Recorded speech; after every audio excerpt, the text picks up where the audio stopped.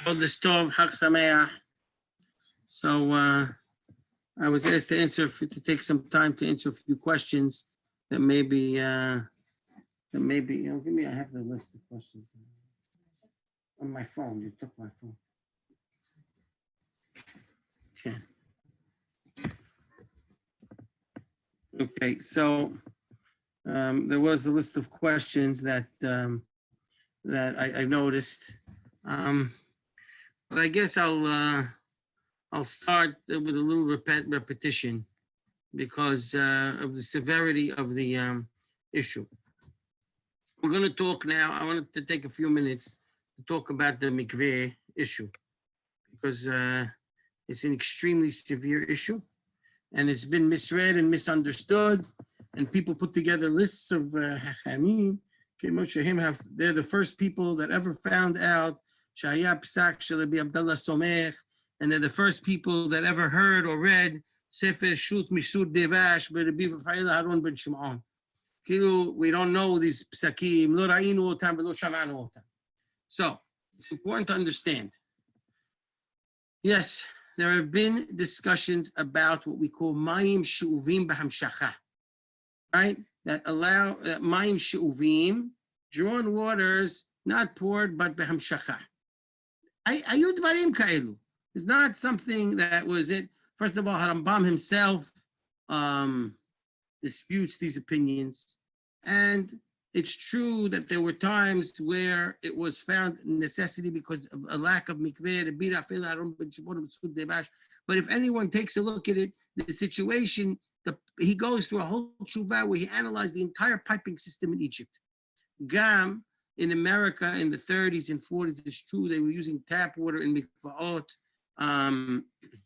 But again, it was checked under certain situations, and they were using tap water until it changed. But nobody ever just said flippantly, without looking into the situation at all, to just, and I'm not going to get involved in this issue much more than that.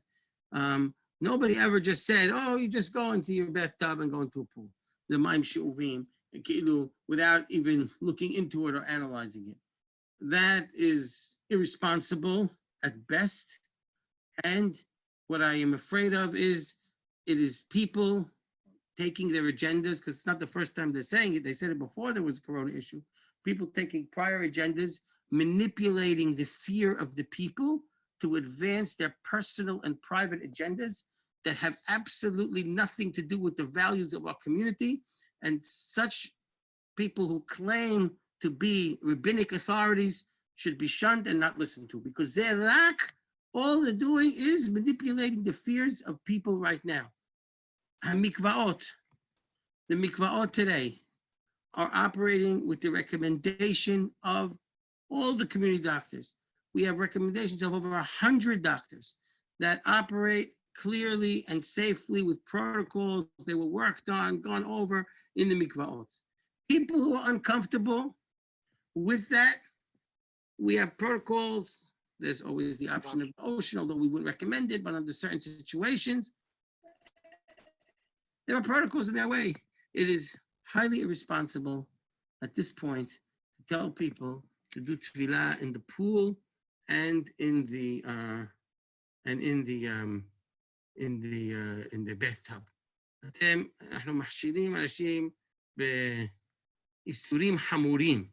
This is not the time where we want to use those isurim. It is true that it is a time where we need to use koach dehetera adif. We want to actually, if there's ways to be lenient, we're going to search it out and make people's lives safe and healthy and safe and healthy, as well as we're going to try and make things a little bit easier for them, because it's a very stressful time. And wherever we can, we will try to do that. Aval, please tell your friends not to get over inundated and over confused with people. By the way, it's true that in America in the 40s and 50s, they were using tap water. However, the great Hachabim and scholars, including Rav Moshe Feinstein, undid it and changed those mikvot. And today there's not one mikveh in all of America that uses tap water. Gam be'eretz Israel, and shum mikveh. And the great rabbis generation, kulam pe'echad. רק הוא חכם גדול, כן? יותר מכולם. So please, I want to just make that clear that one should understand that I know they're trying times. The rabbis, the doctors, and all the mikvaot are trying their best to do our best to make it a way that we can keep the halachot as best as we can. We know there are difficult times. Okay. I also address, actually, that'll be it. Now, I know there was anyone have any questions to begin with? Should we take them one at a time? Or, Rabbi? Yeah. Somebody want to say the questions for everybody? Jesse, whatever you want to do. I have a question. Nobody? No question? I have a question. Questions? Okay, I'll... Rabbi? I have a question. Yom Tov Sheni this go year, ahead. particularly difficult because Yom Tov Sheni falls in between what becomes Shabbat. I don't hear. Can you hear me? Okay, hold on. I'm sorry, could you do it again? Yes. Can you hear me now? Yes, much better. Okay. Okay.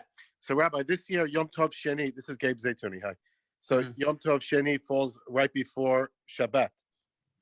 So, are there any particular leniencies we could provoke this year to make the 3-day sequence a little bit more livable?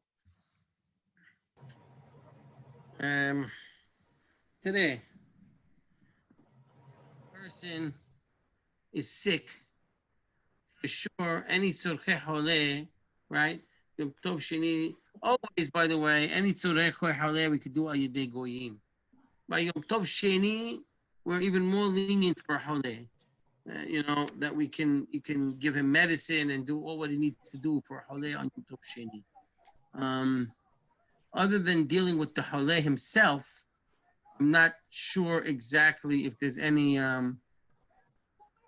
not to come to my mind. I mean, if you had specific situations and questions about Yom Tov Sheni, I saw, and I mentioned this morning, so I saw that, for instance, Sohar in Eretz Israel is going to allow, or it's under discussion, to allow Zoom techniques for the second night of the holiday. Zoom techniques on Yom Tov Sheni? Yes, well, the second Seder. Right, so we're waiting for Zohar and others. I didn't see it yet. I understand that Zohar, look, let me just, okay. First of all, regular Zoom, because I wasn't going to deal with this, but now that the question came up, and I'll segue into that.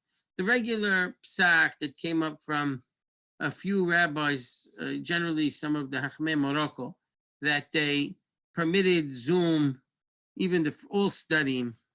Most of the poskim, and I'm including Sfaradim and Ashkenazim, Rabbi Shlomo Ammar, Rabbi Mazuz, most of the Poskei Halacha Bizmanenu, Rabbi Yosef Tzvi Rimon from the Gush, most of the poskim did not recommend to using that hitter for a few reasons. Rabbi Mon wrote an interesting article. He says, in addition to the questions of halacha, right, which are the question of electricity, more probable it could lead to frustration and a problem, because if anything goes wrong, so the older person may not know how to deal with it, and it could be leading to a very frustrating experience. So he didn't recommend it. At that point, I did know that some of the organizations in Israel that deal with technology, right? I don't know Zohar.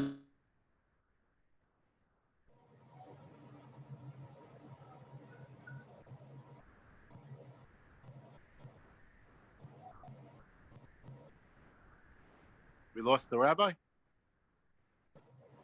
Froze. His screen froze. He needs AirPods or headphones.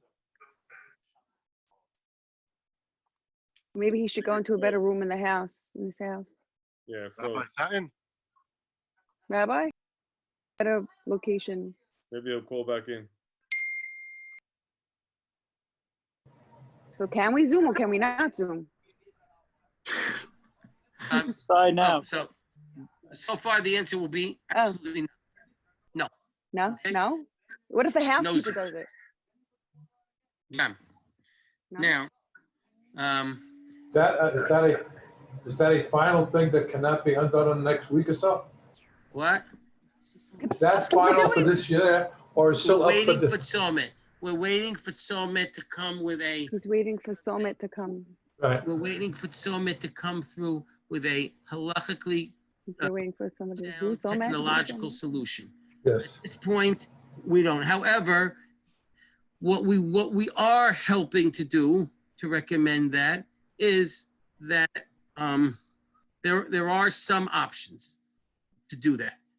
First, what we are recommending is that people before Pesach, a little bit before Pesach, with some of the can clue into their family members, just about an hour before, and maybe get together in your holiday clothing and have a festive song and whatever like that.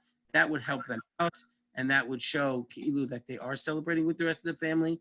And in addition, we are working on, right now, it should be coming out in the next day or two. What we're working on is a Leila Seder, that's a mini Leila Seder, which is a bare bones, mandatory, everything mandatory, so that the elderly that don't know how to make studying on their own will be able to pretty much get through it and do the basics, because we've had a lot of questions within, that older people who don't know how to make studying, who never made studying, especially older ladies that are on their own, they might, with clear instruction, Hebrew, English, said that they can probably accomplish within a half hour. So, but in terms of Zoom studying, just I'll be very clear, as we are now, the answer is no. Right? So I just want to, so there shouldn't be any lack of clarity. Yeah. Rabbi, I'll ask the questions that were collected Okay. through Instagram and That's people right. I emailed over, and then you could try to answer, a few of them. So some of the interesting ones that I saw were all the time, or in light of this year's situation, a question came up: can we kosher our cutlery in the dishwasher? So, the problem with the dishwasher goes like this. The dishwasher gets to, the hottest dishwasher gets to about 170, 180 degrees Fahrenheit. No dishwasher reaches boiling. So, the halakha goes like this. Although we know the rule is kibalo kach polto, the way it comes in is the way it goes out. It's not exactly true, because the halakha is that a kli can become asur as long as it gets to the heat of yad soledet bo. Yad soledet bo is different things, 110, 120 degrees Fahrenheit. Aval, it can't become kosher until it reaches boiling.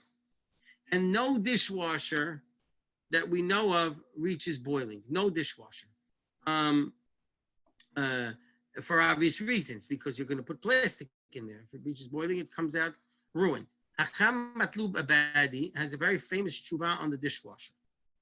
In that tshuva, Hakam Matlub has a paragraph on the dishwasher, and he says very clearly that the dishwasher may not be used for hagala, and anything that goes in to the dishwasher to be koshered is as unkosher when it comes out as when it went in. This is Hakam Matlub Abadi's position, and we're all very fond of using Hakam Matlub Abadi's psakim when they're suitable. So we should also remind ourselves that this was his very clear psak.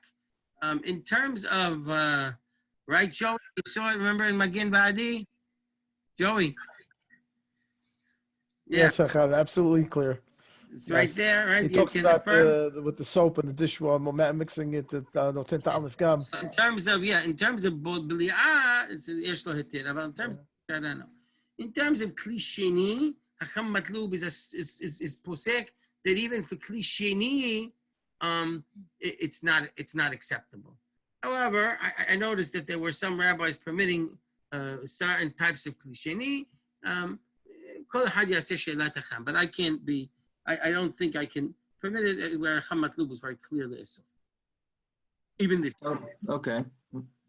Another interesting question that came up By is, the way, just aside, we did give the psak, we did give the halacha that based on the noten tam on Sunday morning, if anyone wants to go back, we were very clear that if koshering pots or utensils is difficult, we can rely on noten tam to cook for the holidays this year before Pesach with non-koshered pots,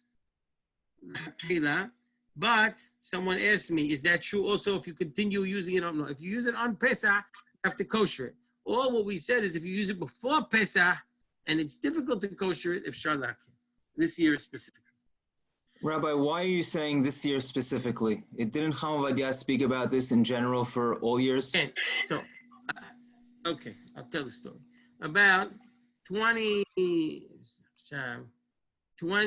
plus years ago, I was in those days employed in a certain synagogue in the community, and I gave that halakha, and I wanted to say the hatchila, and I was made known very clearly that the custom in the community is not that way. This was the year, I think, Pesach of 1996, and it was made out of the custom of the community is not like that. Hacham Ovadia does say that noten tam ba noten tam is the hatchila. However, the psak that he has in Yehavedat by Pesach, he always uses the lashon only b'di'avad, only if you did it.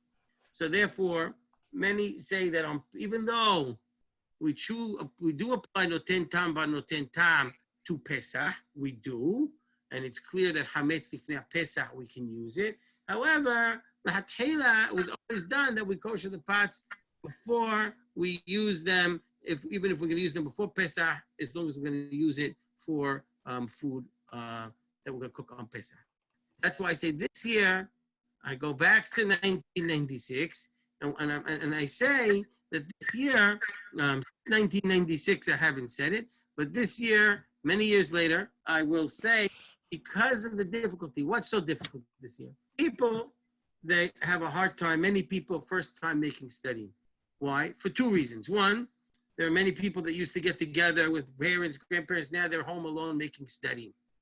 Also, there are many people where the entire family went to different resort towns and they made large studying and they never made a Pesach. It was always catered and they don't know how to make a Pesach. And so therefore, this year it becomes very difficult for this entire amount of people. So therefore, they don't have dishes. They don't have enough dishes. You can't buy the dishes. Then we have the Tfilat Kelim question. So therefore, they don't have the ability to kosher everything while they're still having all their kids at home for 2 to 3 weeks before Pesach. And now all of a sudden, they have to make 3 meals every day for 7, 8 people in the house. It becomes an extremely difficult job for the women to do. So therefore, and to kosher it in the meantime, and they don't have a Pesach kitchen, and to kosher pots, and to kosher ovens, and to kosher, they're ma'od kashe. So therefore, that's why we were lenient more this year than any other year. Okay, a couple also questions in regards to preparing for Pesach. I thought an interesting question came up for working men. Someone said, I haven't been in the office. Do I need to go in to clean it? I know I was there last week, which was within 30 days of Pesach, but didn't know that I wasn't going back. Do we have to make an effort to go back to the office to clean the chametz? So, okay, let me review the halakha and then let me apply it here. The halakha, it's brought down in the Gemara, Harambam, and Shulchan Aruch. Okay, it writes like this: Hamaflig bayam. Okay, or if he goes over on the water, or if he's going on a caravan. If he leaves more than 30 days before Pesach, then it depends. If he plans to come back before Pesach, he has to check before he leaves. If he's not planning to come back before Pesach and he leaves more than 30 days, he doesn't have to check. If he leaves within 30 days, then the Hiyuv to check before Pesach is there. Within less than 30 days, he has to check before he leaves. Even if he's not going to be back before Pesach. Now, here, that's the case. The person left less than 30 days. He's not planning to go back to his office, but he was within 30 days, and even on Pesach, he's not going to be into his office. Normally, you would have to check. However, I think it depends on the situation. If you're a person who's cautious, who's careful, he's worried mamash sakana, that he's not going into the office, he's not going to, he's staying quarantined. He's mafahid mishtat sakana. We're not going to make him go back to the office to check.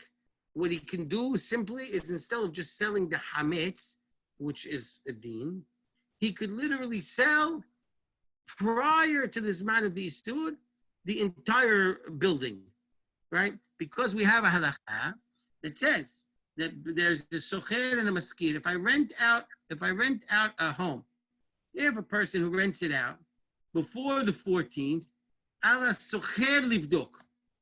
If it's rented after the 14th, ala maskir livdok. So now, if you rent out or sell it, the place before the 14th, so you're to a goy, you don't have any obligation to check it. And now, this is if a person's not going. If a person's still going down to work, of course you should check it, man. He's still going down to work. Some people are going to their offices. Very few, but if you're going to the offices, of course you should check the last time you're there. But if you're not going anywhere, and it's a pahad, and you don't want to go out of your house, and there's good reason not to go to Manhattan in these days, efshar lahakir. Okay. Also, in regards to matzah shemura. So this year, I mean, we know a lot of the matzah comes from Borough Park and some of the neighboring neighborhoods, Crown Heights. There's concern about matzah shemura. Should there be a concern, and how to go about it this year? I'm not sure what the concern would be, to go to the stores and buy it. You could go to Brooklyn and there's in many retail stores. I think it's also more of, I think there's also a concern of, are these matzah shemura places following the CDC guidelines? It's coming from in the matzah itself. The virus baked won't hold, right? In other words, right? The virus itself won't, as far as I understand, will not live inside of a furnace oven. Again, everything I'm saying, you should check with doctors. As far as I know, I don't imagine the virus can live weeks on anything at this point, on any non-living thing. But again, please check with the doctors. As far as I understand, purchasing matzah is not matzah shmura. You know, I understand the person not wanting to go to Borough Park right now. I hate to say it, I wouldn't recommend anyone to go to Borough Park right now with what's going on over there. Although Flatbush is not far behind, but or Crown Heights, I don't think you should travel that far.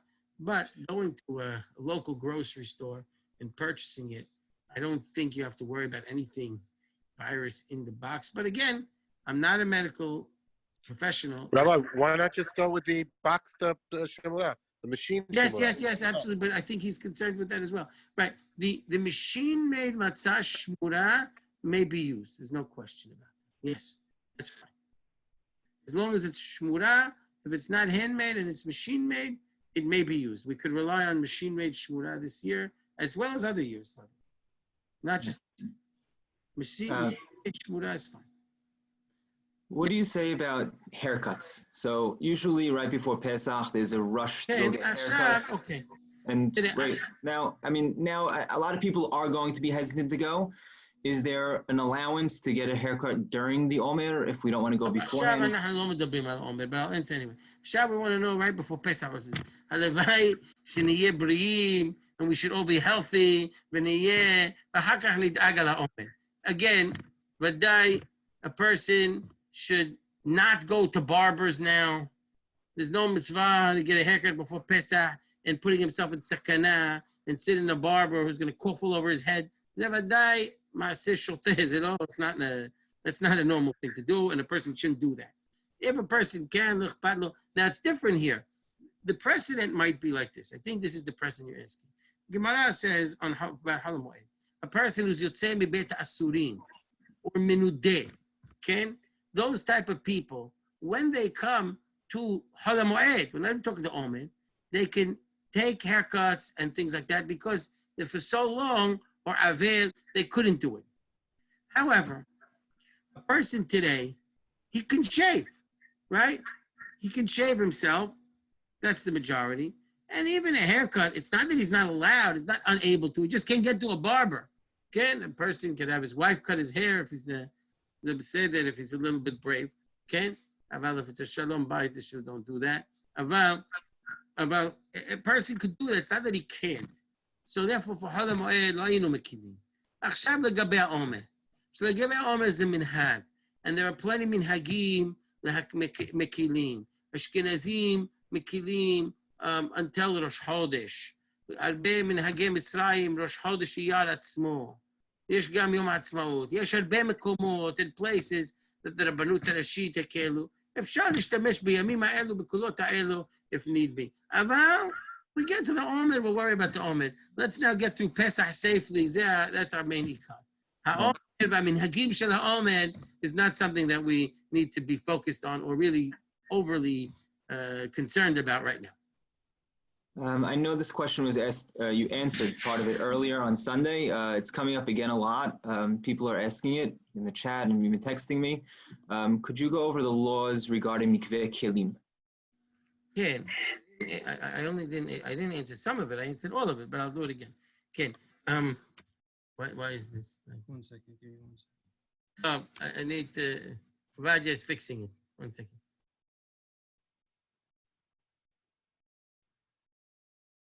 What happened? I'll elaborate on the question also, I guess, for everyone else. If you have new kelim that you buy that you usually have to dip, so metal and glassware that you go dip in the mikveh before you use it for the first time, in light of that mikveh kelim, you can't access them now. Would it be smart to go to them? How are we to go about using these utensils for the first time? Okay. Okay. So I think this would be the proper protocol. Anytime you cannot dip a kli in a mikveh. So let's talk about all year, for example. You have a toaster, right? You can't dip a toaster. You're going to go dip a toaster, you're going to ruin the toaster, or any electrical appliance. Something we do all the time.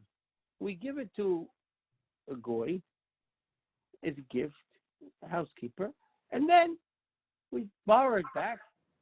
You're exempt. Now, this year, it's clear. The kelim mikvaot are closed. There's no way you could dip the kelim. So what are we going to say? You can't use all your new kelim. That's kasher me'od.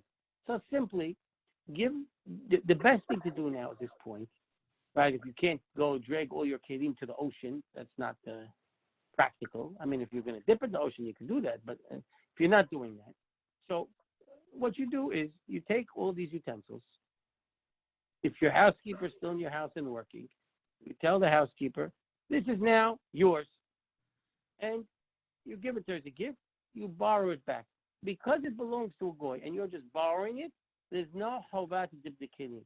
The chovah to dip the kelim is when it emerges from the reshut of a goy and it goes into the reshut of Yisrael. These kelim are not in the reshut of Yisrael. They stayed in the reshut of the goy, so therefore you can use them without dipping them. Now what happens if you don't have a housekeeper? If you don't have a housekeeper, but you have a non-Jew that you know you could do it, so you don't have to actually hand it over physically. What you can do is have the transaction take place through money. Let him send you a check, $1 or Venmo, and he can now give you $1 on one of those sites, and he could be connected through Kesef, and that's no problem. And then it's his, and you could borrow it and use it. I understand there's a site, I think, of the RCA that's doing this like almost a mehilat hametz. I don't know. It's fine. You could use it, but I don't think it's necessary. I think the ways I said it are probably simpler and easier. How do you borrow it from a? Sorry. So if you want, how do you borrow if the chadamia quits? Now what do? You borrowed it from Hajj. It's Hajj.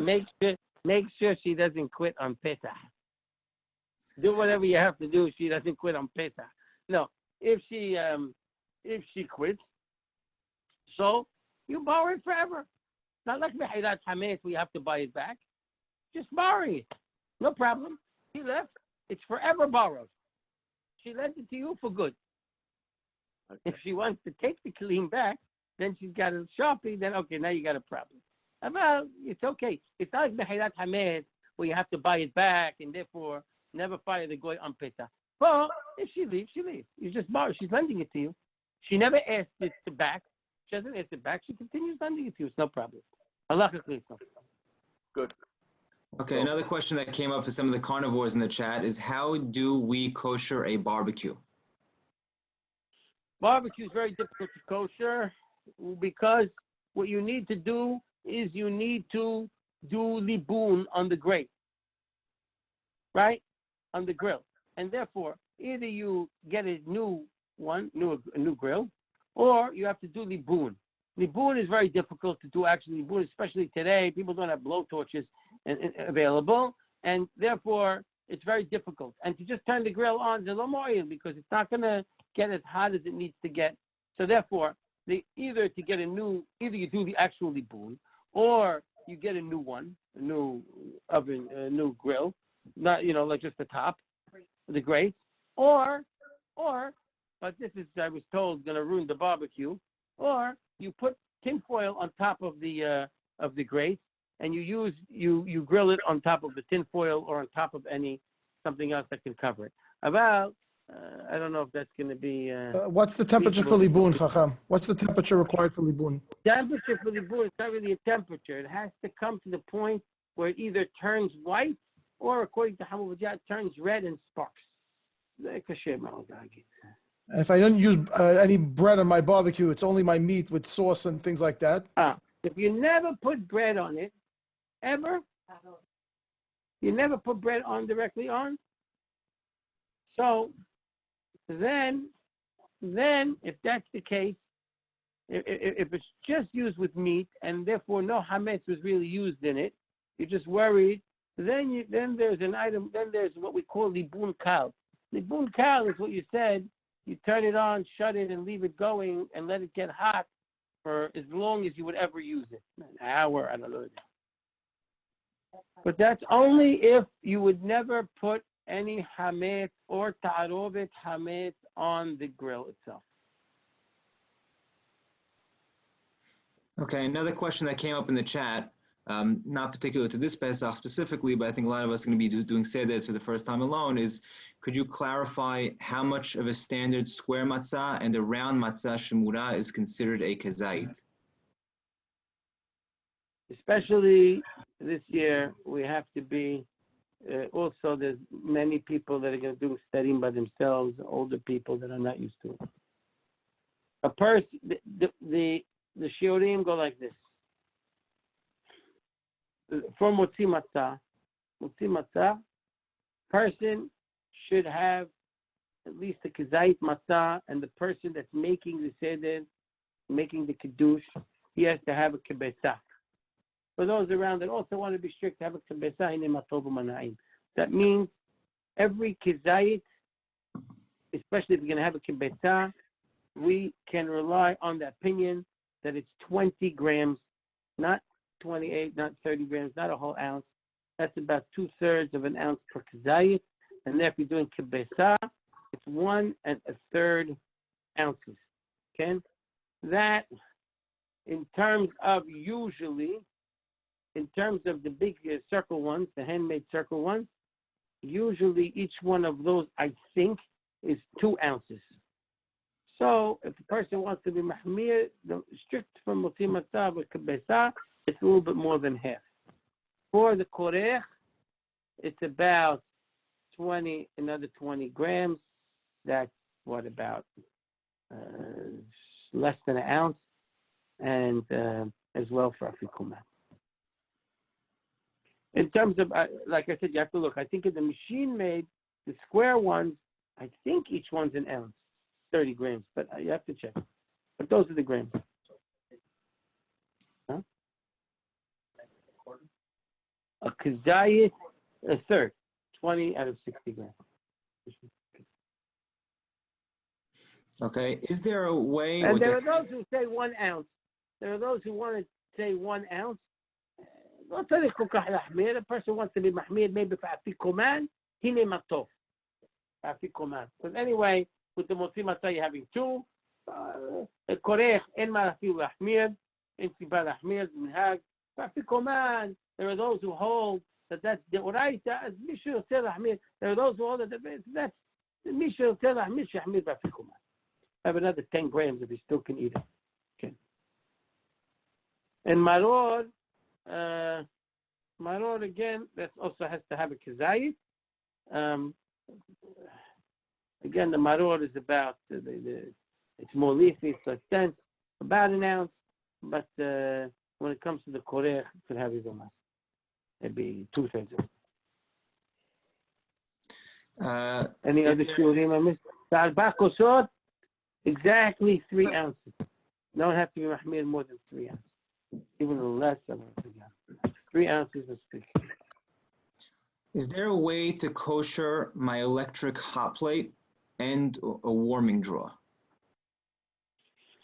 The problem with the warming drawer is similar. The warming drawer never gets to the high heat of boiling. If a person wants to do that, what he's going to have to do is pour boiling water in it to the point where it will stay boiling when it's there. So it has to be quite hot that even when he pours, when it cools off, it's not going to go below 212. It's not kasher because it gets, again, there's a thing that gets the yetzer but doesn't get to boiling from what I understand. לכן יש בליעה, אבל אין פליטה. So therefore we put hot water. Mm-hmm. Huh? I had a question. I think it's more general, but relating to this situation, and that is, where'd it go? When. By the way, with the warming drawer, just something with the warming drawer. Ashkenazim have the same problem, and we don't have a problem with the dishwasher. We don't need to kosher the dishwasher. The Ashkenazim that kosher the dishwasher, they have the same issue. I remember Rabbi Tendler, what I just said for the warming drawer, that's how he told them how to kosher a dishwasher. Because again, it gets to yetzer, but it doesn't get to the point of boiling. So that's what they do. So the warming drawer, I don't see. I think that's the only way you'll be able to use it, unless people have found other ways, but not that I know of. What about a microwave? So, microwave, there's different opinions. Yeah, Shechem Yitzhak Yosef, I think he said you can't kosher or something. But the practice that I understand that people kosher it now, which is you could rely on, is they take a cup of water, they mix it with soap, they stick it in, and they leave it for the largest cycle that it ever goes. 5 minutes, 6 minutes. Rabbi, what and about then they clean it very well. Rabbi, the blech, you didn't say. The blech. Okay. The blech and the hot plate. Today, what you should do, so the blech, food usually goes on the blech. In a hot pot on top of it. Or a tin. And then what happens? Though people put their challah directly on the blech sometimes. Okay. Ze b'kvar baya. If you put bread, first of all, it's not a healthy thing to do. You shouldn't do that. But if you put the bread directly on the hot plate or directly on the bread, the matechet, the blech, in that case, you have a problem koshering it. Because now you're going to need libun. However, you don't. If it's just food that spills on the hot plate or food that spills on the blech from the pot, then you could kosher it by irui. Just pour hot water on it, then speak. And if you can't kosher it, what we would do is put tinfoil on it, on the hot plate, or tinfoil on the blech and use it like that. Rabbi, what do you think of buying chametz this year before Pesach with the intention of stocking up? If it's necessary, if shalaki. Okay. You could be lenient. Could you also address? Because this year it's going to be hard to buy after Pesach. It's going to be very hard. You know, it's difficult to shop and this and that. So even people who are not used to selling, if you want to go buy before Pesach, stock up, so you'll have Hametz after, and you rely on selling it to a goy, you have what to rely on. Again, if it's not necessary, you need not to do it. But if it's necessary this year, right. Could you also address doing laundry on Chol Hamoed this year, given the current situation? how is this year different with laundry? I don't know. Rabbi Why Richard, would it be different? where'd he go? Someone clarify that. Why? Rabbi, it's Morris. How are you? Hi, Morris. It could be different. Okay, it could be different because the virus does live on the clothing for an extended period of time. We actually just finished a Hatzalah. We actually just finished a Hatzalah lecture for about an hour, and the doctors that spoke said that, of course, wear overalls when you're on Hatzalah calls, but if you're not, when you come into the house, would recommend washing clothing, which would kill the virus if there's any droplets on a person. Again, I guess it would apply to a person that was next to a individual who's infected with the virus, but that could affect the laundry question. Okay. So let's discuss it then. So now there really is a situation where we want to launder the clothes on more often now than you would normally want to launder your clothes or need to launder your clothes. Okay. So let's discuss it. So now the issur of laundering clothing on Yom Tov is the issur of laundering clothing on Yom Tov is based on halakha that says that we don't want you to be so involved in a melacha where you will forget about the holiday. Right? You'll be so involved, you won't forget about the holiday. In those days, right, laundering clothing was a procedure, a long day procedure or a half day procedure. What it was, they would go to the river and they would launder clothing. I know that we have the washing machines. So it's not such a difficult procedure to do laundry. You throw it in the washing machine, and and so it's known that Rabbi Meir Mazuz came out with a psak a few years ago, in which he said that what you could do, he said logically that you should be able to launder clothing. However, he didn't want to go that far, and so what he said all year is, many times there are certain garments, young children's garments, undergarments, that are permitted to wash anyway. But the halakha normally is that even if you're putting a load in with those, you can add extra. You can add.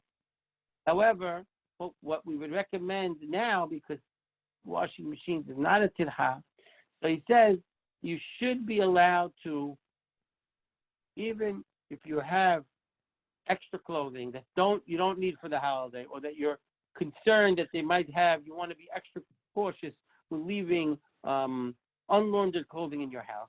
So what you could do is you do a load of children's clothing or things that are permitted, and you can put adult clothing in the laundry and do it even on Chol Hamoed, especially if there's a sakana this year that the virus is living on the clothing.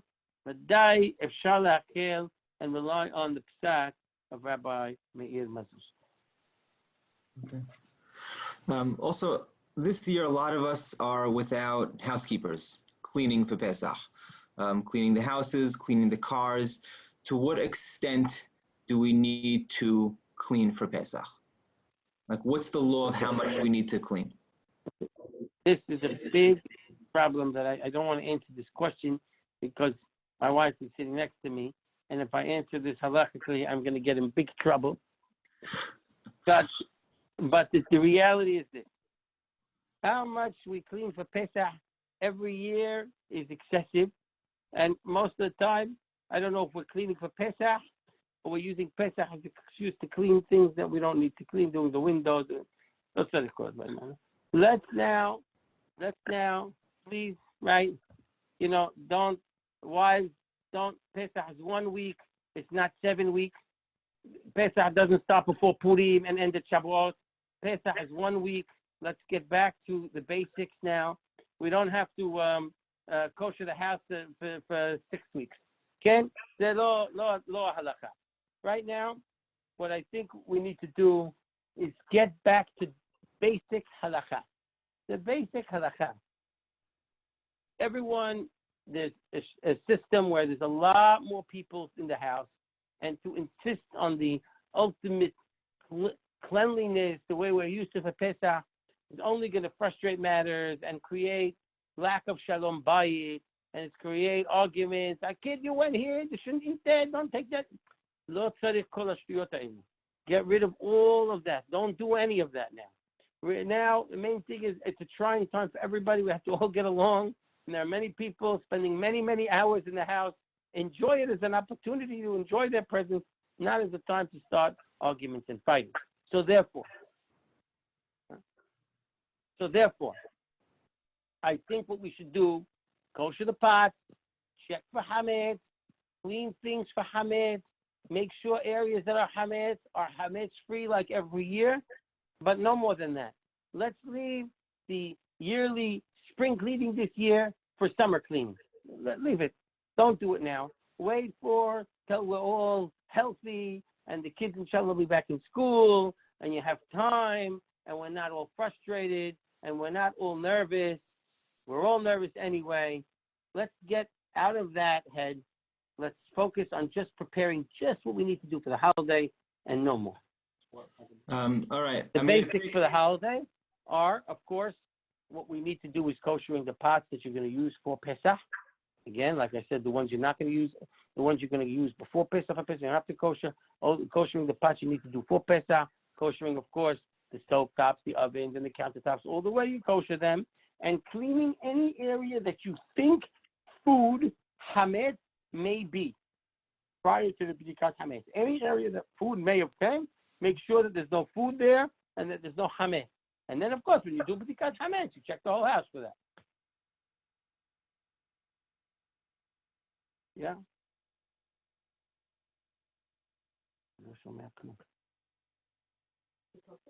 Yeah. Jesse, you're muted. We can't hear you. Jesse, you're muted. I'm talking and I'm muted. We're going to open the floor to questions. If you have a question, raise your hand, and I guess we'll call you out. Sally Dweck has her hand up for some time. So, Sally, take it away. I don't see it. Okay. Hi, it's Erica. Erica Dweck. It's not Sally, it's Erica. She called herself Sally on the participant. It's Zoom. Do I look like Aura? My daughter's Zoom. Sorry. Okay.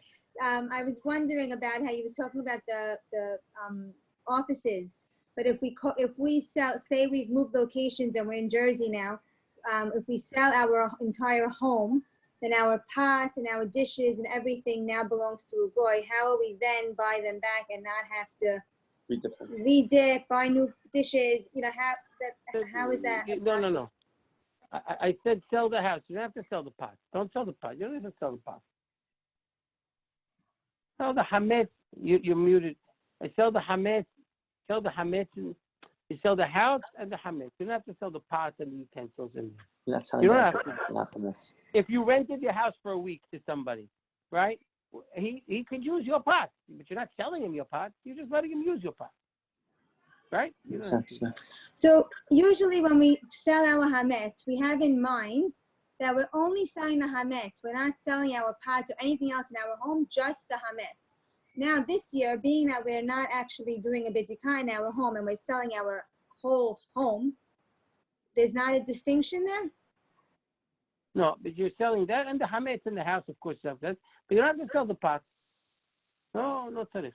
Okay. About the milk. Okay, one more question. The milk we have to buy, like say we're buying dairy items, we have to buy our milk, like to buying like organic milk or something that's not marked kosher for Pesach, like milk, has to be all bought before Pesach and you can't buy it on Pesach, correct? Once it's in the house, it's okay for the holiday, but not during. Today, you want it to be bateli for Pesach. I'll ask you. If you buy it on Pesach, is there a concern that it was milked or packaged on Pesach? That's what I'm asking. No. Would Okay, there so be that concern? no, so I can buy eggs and milk No, you on can- Pesach. Can. Okay. Yeah. Thank you. Yeah. Thank you. I'm going to jump to Danny, but it's in a second. Emily Labaton had a question she asked in the chat that a few people thought were also interesting. Could the rabbi discuss taking care of a sick person on Yom Tov this year? People will need guidelines and won't be able to call. Today. Taking care of a sick person any year, if there's any question of pikuach nefesh, you're allowed to violate Shabbat, Kippur, Yom Tov, any question of pikuach nefesh. Says, Hashoel, someone who asks, Hareze shofech damim. How many people are we losing this year? There's a lot of pikuach nefesh. Adam lo shoel klum. Yom Tov, Kippur, a person, if there's a safek pikuach nefesh, you have to, that's the questions I think you're asking. If there's a holeh she'en bo sakana, okay, then we say, oh, you did goy. But holeh she'en bo sakana means the person who's not in any danger. There's no question that he's not in danger. And then you cannot do al yedei goy. Then you do everything al yedei goy, right? If I can say something, and maybe we might need the doctors to issue something this year, because this illness is so new. I think people we don't know what symptoms are actually pikuach nefesh or not. And so maybe I'm thinking it was what you said earlier that made me think about this. We might need better guidelines going into 2 days of Yom Tov and one of not really think, that people should have an understanding of what in this illness, what kind of symptoms meet the criteria for pikuach nefesh. So I think that's correct, because the doctors have been telling us, certain, not to come to the hospital even on hold, because the hospital is sort of a place where you catch it. And the doctors have been very cautious at staying and telling us, unless there's real situations, you need to stay home. So that is a true point that doctors are telling us even on weekdays. But I would say this: if you have any doubt, let's say the doctors haven't clarified it, if you have any safek of any pikuach nefesh, please, just do what you have to do to keep safe. That's all I could say. I can't really guide you more. Maybe Morris Abraham or one of the Hatzalah members, or if there's any doctors here, can help give some more guidelines. But all I could tell you right now is there are guidelines out. The doctors are pretty much keeping us away from the hospitals as much as they can. As far as I've spoken to numerous doctors, and they said bearing serious respiratory concerns, even if you have just mild symptoms, even if you test positive, stay home bearing serious respiratory concerns. They don't want to inundate the hospitals. They don't want us to get sicker in the hospitals. However, if there's any doubt that you are unsure of whether you are in a safek, sakana, do not hesitate. Do whatever you have to do to contact a physician. Again, if there's anyone on this group now who has more insight than I do in terms of the medical situations, maybe he can help us now. If not, like you said, maybe we can get clarification from doctors later. So I guess we don't have a doctor in the house. Okay. Danny's iPhone. Is that Danny Harari? Yeah, I'm going to let my wife take it away then. Do spices need a special hechsher for Pesach if it's just one spice? What? Spices. Certain spices are problematic. I'm listening to something. First of all, what? Okay, certain spices could be problematic. First of all, what we're told is that if it's old spices, and that you pour over the pots that are hametz, and they could have a bli'av ze'ah, they could have a intake of hametz as they're being used on a hot pot, they could be problematic. So you should get new spices. The one spice that has been pointed out somehow as problematic and again, I need to do more research on this and get back to you. I know that the kamun sometimes has been pointed out that it is a problem. Rabbi Shlomo Ahmad is very adamant that within the kamun, ground kamun, certainly in Israel, there's potential problems of certain actual hametz grains. Again, we need to. I'm not prepared just as yet on how the kamun is here. Maybe we'll look into it and we'll get back to you on that thing. But kamun certainly I know is one of the spices that could be a problem. Sorry, question. So we can use open spices or we cannot? Okay. Spices that are open that were poured on top of, that were used to pour on top of hot dishes can actually absorb the time and therefore should not be used, and therefore you should get new spices for Pesach. Thank you. Bobby Salami. Hi, Rabbi. I know you spoke about this a couple of times, but mechanically, how do you sell your house? Are there any shuls facilitating this? And also, do you have to provide a key? Do you have to actually give access? Adif to provide a key when you sell hametz for sure, but if not, you can just do it with a typical sale and just use the hametz, the hametz sales, and then just inform him that you're selling the house. Now, what I didn't talk about, the question, which I'm hoping is not an issue now, which is much more complicated, is if someone has a grocery store that he plans to actually sell hametz on Pesach, that becomes much more complicated. That's a separate question. That needs a separate sale. But just the one I'm using now is not a problem. Okay. Anyone else? Coming up on 9:30. Yeah, I got one more. So, what about open condiments that are in the fridge are kosher Pesach, but you have them and they're open from before Pesach? You put bread in there? No. You might put a knife though. That's not kosher for Passover. You put an unkosher knife that was dirty? No, let's say it was clean and you put it in the mustard and then you sprayed the sandwich. You know. Right. So if it's a clean knife, and I'm assuming you put it cold in there, and it was kli sheni, right? It shouldn't be, and it was clean, and it was kli sheni. It shouldn't be a halachic problem. I think the practice most people is they buy new things, but if you can't buy new things, especially this year, it's difficult. And hametz wasn't used on it, and the only thing that went in is something kli sheni that was cold. Inshallah, it's you don't have to get something new. If it was sharp, if you cut the knife, something a sharp onion or something like that, something that's sharp, then it has different halacha. All right, last question, Bobby Dweck. It's a two-part question. First, do you have to check the rice this year? Should always check the rice. Okay. Yes. How many times do you check the rice? How many times? Yeah. We have the custom in my house, now. Three. What are the girls doing? They're not doing anything. What are they doing, right? They're going to so they have free time. So they're checking the rice. It's a whole thing. They're checking the rice 3 times, 4 times. The custom is they check it 3 times. And besides the halakha, they check it 1 time for the speaker.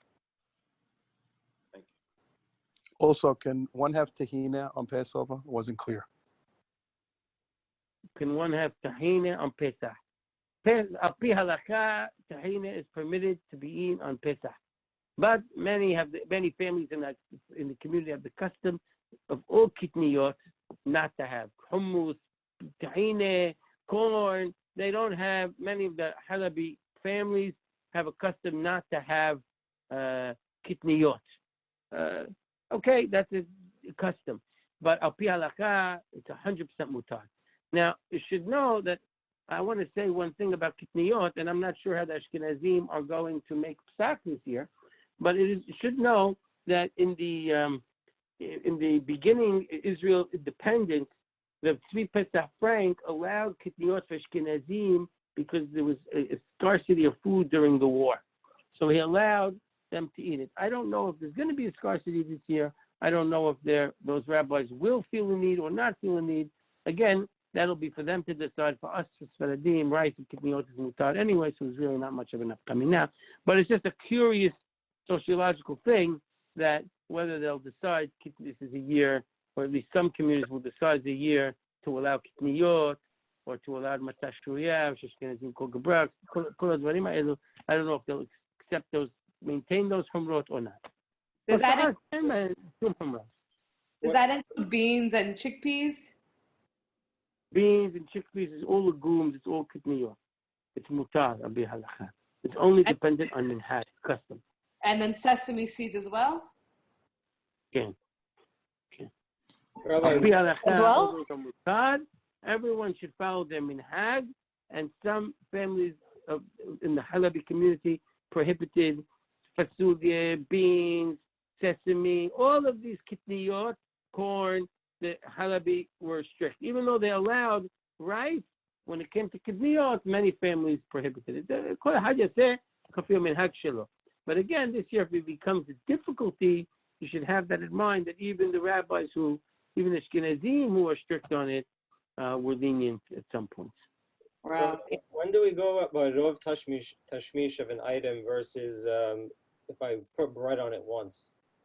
Is there certain So that's a good question, and I think that's a question I need to.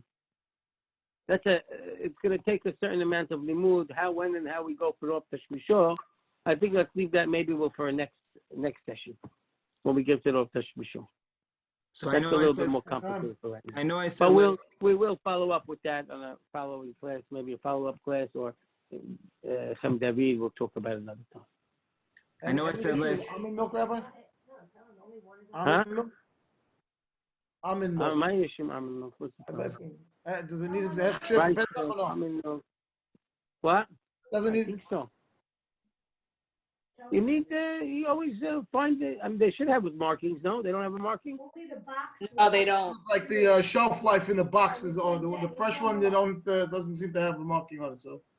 Yeah, the almond breeze, they don't have a marking for it. I don't know. I don't know. I don't know if what's in there, what's not in there. Again, someone remind me, and we'll try and check up on it. I don't know. I wanted to wrap it up, but we have to give the courtesy one last question to Daniel Levy. He put a whole Sunday program together with a few other young guys. So Daniel, take it away. Last one. Before he does ask his question, then let me give a shout out to anyone to all the teachers who taught on the Sunday program, and to anyone who organized the Sunday program. It was a beautiful program. I'm sure Bobby has the stats of how many people clicked in or they clicked out, and how many joined the limud. And really, it was a beautiful thing to see many Talmidei Chachamim and teachers learning and sharing their Torah with thousands of community members. And it's hard now, but Baruch Hashem. So Hazak Baruch to Daniel and whoever else was involved. Hazak Chabur. Bobby only has stats of people that clicked in, not out. He's on. He went away. He's on the thing. No, I'm right here. So. It's okay. All right, Bob. Hazak Baruch. How you feeling? Good. And you're doing another class Thursday night at 8:00. That was very nice. When? Thursday When? night, 8:00. I am? So, Yeah, you did part two with other questions. Okay, Daniel, So when I normally clean my barbecue, I'll wrap it in tin foil and put it on a very high temperature.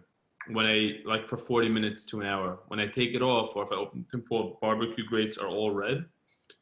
After the whole process is done, they're all white and ash.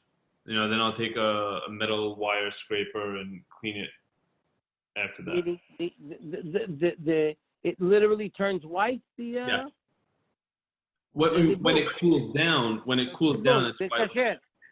If it turns white, זה כשר, זה לחלוטין. If you found a way to get those grapes, the metal, to turn white, then you kosher it for Pesach 100%. That's, you turn the aluminum on the shiny side down, and when you take it off after you finish, you'll see the grades are white. Correct. Okay. I didn't know that was possible, but kol kavod. I came to inform, and I got informed. Thank you. Okay, thank you, everyone. Nice turnout. We appreciate the attendance and the participation. If we want to do another follow-up, we'll keep you informed of, when, where. In the meantime, Hag Kasher v'Sameach. We thank Zaku Baruch, Jess. Thank you, everybody. Thank you, Chacham. Thank you, Rabbi. Thank you, Rabbi. Thank you, Rabbi. Thank you, Rabbi. Thank you, Rabbi. Thank you, Rabbi. Thank you. I have a question about the barbecue. Who's that? Hello? Marjorie, Salem. Thank you, Rabbi. It seems Okay. to me like the grill, the whiteness from the barbecue is probably the aluminum foil. Ah, Kim? Okay. That's what I think. It doesn't sound like it's a white from the. It's not true then. Okay. Right. Thank you, Marjorie. If that's the case, then, I don't know if that's true. You're guessing at it, or you discuss it with your daughter-in-law and let me know. I don't know. If it is just aluminum, as long as it's blue. If it's the metal that's turning white, there's a shot. I can't answer that. Rabbi. There's a powder on there, so I thought that was the grease that was coming up. I don't know. I don't know. Okay.